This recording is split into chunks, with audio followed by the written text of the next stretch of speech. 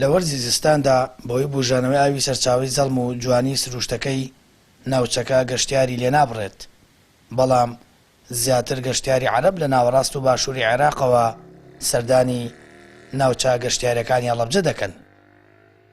شلال ئەحمەد ئاوا طبعا يعني انه هو هەڵگەی ئەحمەد ئاوا وەک جادووی سروشت و جوانیە، هەموو شتێک تێیدا بەردەستە، شوێنێکی ئارام و ساردە و خانەوادە عێراقیەکان تێیدا ئاسوودەن. غني عن التعريف. من بغداد، احنا جايين من بغداد.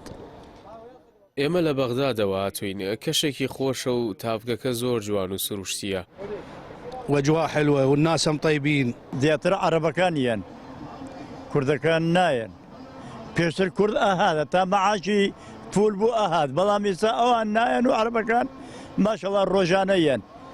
ئاروەڵا بەڕێوەبەری گەشتوگوزاری هەڵەبجە دەڵێت لە ئێستادا گەشتیاری ناوخۆیی سفرە و تەنیا ئەوانەی سەردانی ناوچە گەشتیارەکانی هەورامان دەکەن عەرەبن و دیمەنی جوانی بەفر و بوژانەوەی سەرچاوە ئاویەکان دەبینن.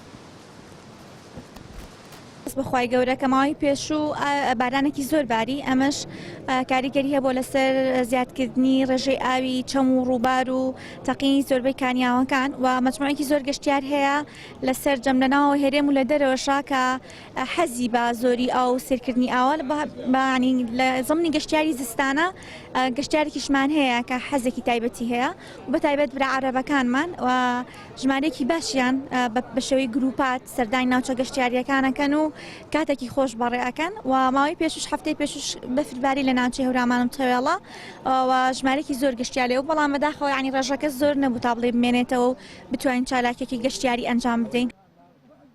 ساڵانە و لە چوار وەرزی ساڵدا هەزاران گەشتیار لە سەراستی شارەکانی هەرێم و عێراق دێنە ناوچە گەشتیاریەکانی هەڵەبجە. گەشتیاران دەڵێن دڵخۆشن دیمەن و سروشتی ناوازەی ناوچەکە دەبین و هیوادارن خزمەتگوزاری و ڕێگاوبان باشتر بکرێن و نرخی شمەک و پێداویستیەکان کۆنتڕۆل بکرێن. سامان فەتاح، کەناڵی ئاسمانی پەیام، هەڵەبجە.